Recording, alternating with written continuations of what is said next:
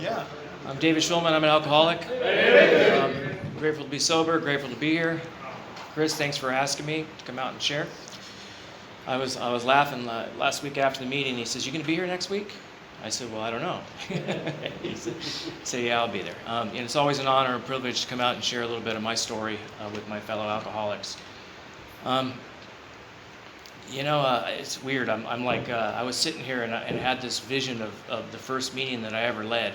I haven't thought about it in a while, and I was loaded when I led the meeting, and I pretty much looked down the whole time, and I couldn't look at anybody. And one of the guys in the meeting, it was on a Monday night, and on the following Wednesday night, guy told me, "Man, you were a real inspiration the other night." And then, and then after he found out that I had been, I finally got honest, and told him that I was getting loaded. And when I remind him about it every time I see him, and he gives me "F you, Dave." But anyways, I started out, I grew up. I'm the youngest of four.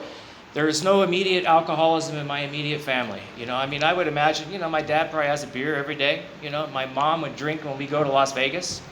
She'd have a tequila sunrise. She wasn't really a drinker. My brother, he smoked weed, and fast forward, one night he drank a lot. His wife got really pissed off, locked him out, and he slept in the car. I don't think he's ever drank since, and it's been many, many years. I had another brother who passed away when I was young, and he was 15 years old, and I was around 11, and I remember, that day changed our household. Parents should not have to bury their child. It's a horrible thing. And I remember coming home that day. It was the Glendale Galleria was brand new when this happened, and my mom and I were shopping on a Saturday. Came home and there was a note on the door, and my mom rushed block over to the neighbor, and they drove out to I don't know where it was, but some hospital somewhere.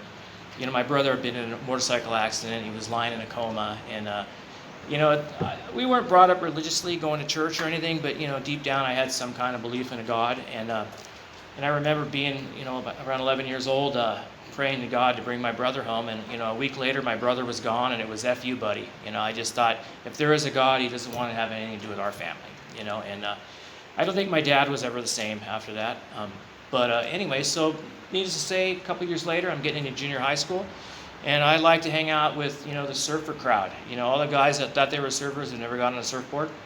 They were basically stoners, potheads, and that was me. And, if I smoked weed a day, it was a great day, and if not, it was just an average day. Came around high school, more of the same thing, And, in high school, my life changed one day when I walked into my buddy's house. And I call him my buddy because, you see, I'm selfish and self-centered, and if you have something that benefits me, you're my buddy. That's how it was. And this guy was the only guy that I knew. He had a car, and he was new in school, and we gravitated towards him because he had a car.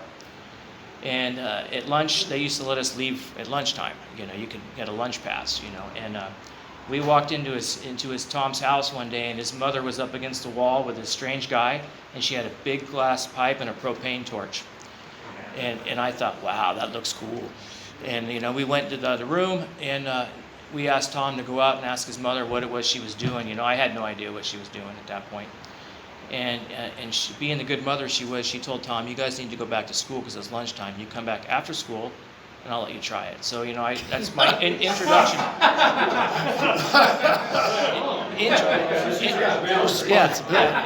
Introduction to freebasing cocaine. And then she was my Quaalude connection. That was my drug of choice. I made a lot of money selling Quaaludes. Fast forward, graduating high school, thinking I'm pretty happy selling Quaaludes, not doing anything. And my mother said, "If you're going to live in my house, you're going to get a job and you're going to start paying rent. Or you're going to go to college. What's it going to be?" She dragged me down to a machine shop. She knew the owner, and I got to tell you, I still work there. But anyways, she didn't know I was doing the drug thing and anything like that. But needless to say, and at that time, I leave out another big part that I had a girlfriend my last year, senior year of high school, and I don't know how I managed it, but she moved in at the house, and it lasted a few years, and what happened is when that relationship went sour, I got the poor me's, and I didn't know it was what the poor me's were, but I found out here it was poor me pour me another drink. And when that relationship went sour, and I'm this little immature kid that never really grew up, I was feeling sorry for myself. I did not know how to deal with this emotional pain, and I went out drinking every single night of the week.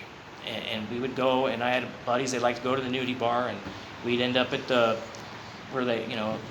topless bar, and then at the end of the night at the full nude bar, and I'd be really drunk, and I'd get home after 2 a.m., every night. I was drinking every single night, and it was awful. I mean, I was hungover every day, and I figured out that at Mickey's Big Mouth for breakfast, I had a big coffee mug. I'd pour my Mickey's Big Mouth in there, and it'd make me feel a little better. And so I started drinking during the day, and then I'd get home, I'd take a nap, and I'd go out and do it all over again. And the next big change in my life, I met this woman in a bar, and I got to tell you, from my experience, you may meet the most high quality people in bars. And this woman was all over me. I was out with my friends, and I was like, I really wanted to have nothing to do with her, because my first impression was stay away from her. But I ended up going out with her, and we went out one night, and I'm on this date, and I thought, this is really a bad idea. And I took her home, got a kiss goodnight, and I called her the next day. And needless to say, the next 3 or 4 months, she was over every single night. We were doing cocaine, having sex, and every single night. She'd sleep over. I'd take her home, and then I'd go to work, pick her up, same thing, going over and over. This, like I said, this was like a 4-month relationship that ended when she told me she had an abortion. And here I am, this selfish and self-centered guy who really didn't even like her, had my feelings hurt because she had an abortion without even telling me. And I'm done with you, And so right around then is my I was doing I started smoking crack around then, drinking and crack. My problem is I have a drink, I break out in 8-ball fever, and I rock it up, and I was late every day to work. I lived 5 minutes from my job, and I was half-hour late every day, and I was up hours before I had to be there, but I couldn't make it 5 minutes without pulling over and smoking something on the way to work. And the only reason why I didn't lose that job is because my mom was friends with the owner. And that's the only reason why I didn't lose that job. I've outlasted 3 owners now, by the way, and now I have a key. But anyways, so I couldn't, I speed this up so I can get sober. But the big part here, the big deal is that that woman ended up showing the signs of pregnancy after she told me she had an abortion. And here I am, this crack fiend, miserable, calling her, is that my child? No, it's not. Hang up the phone, leave me alone. I never heard of Alcoholics Anonymous or any AA program. No program, NACA, none of them. I knew fucking A. That's the only AA only A program. I knew fucking A, and I apologize for the language.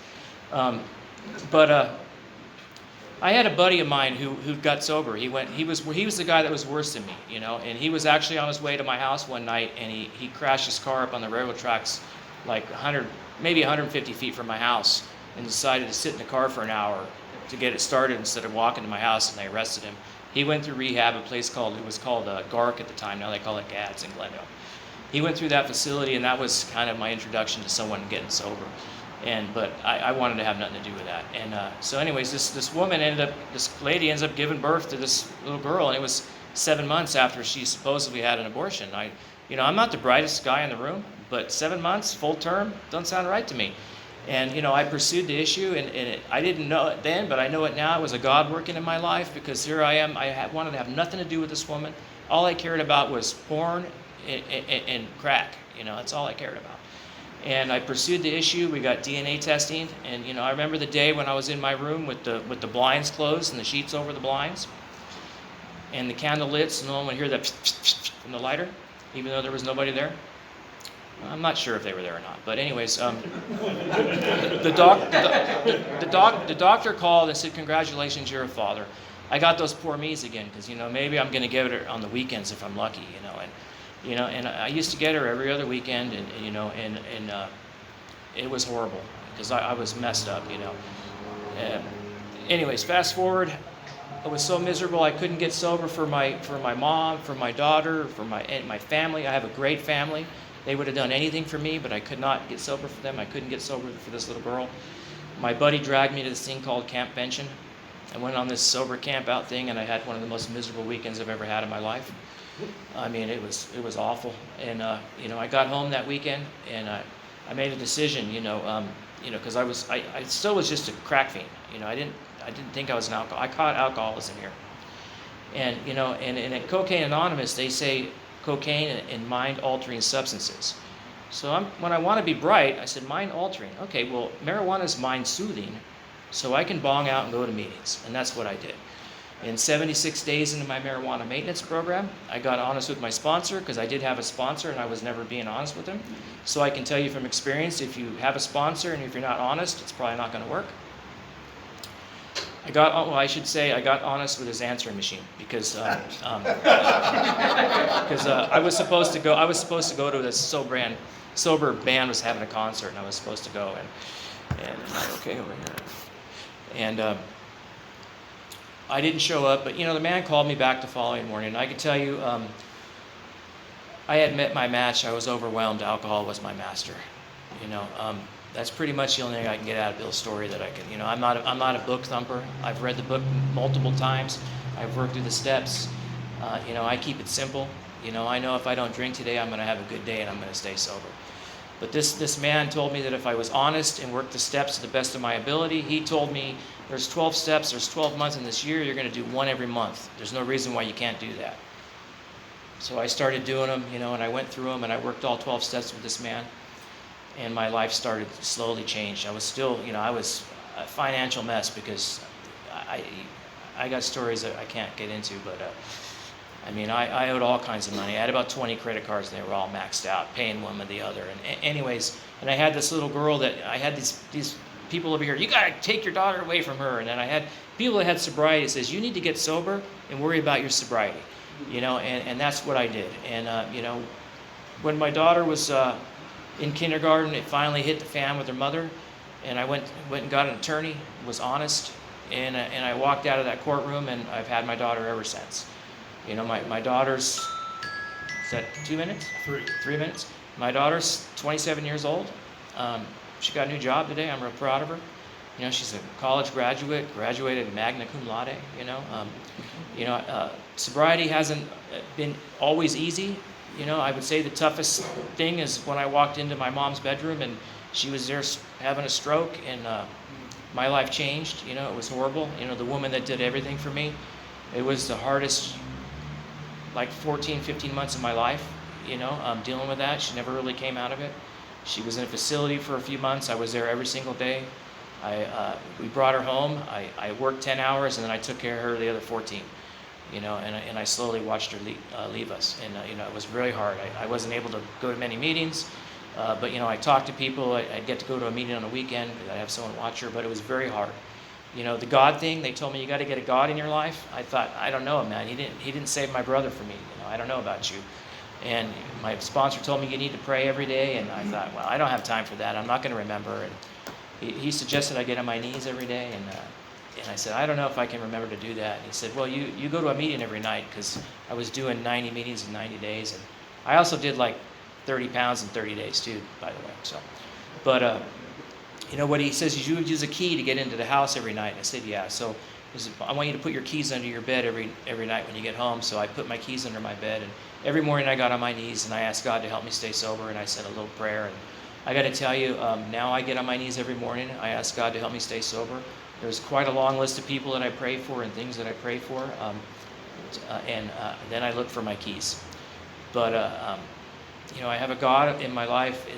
I consider it a God of my own experience. It started out as a God of my own understanding, and it's kind of morphed into a God of my own experience. I've learned that listening is not waiting for my turn to speak. It's okay to just listen sometimes and not have to say something. I have a wonderful family. I still have the same job. Like I said, I'm on my third owner. I have a key now. I was the guy smoking crack in the back, and now I do everything.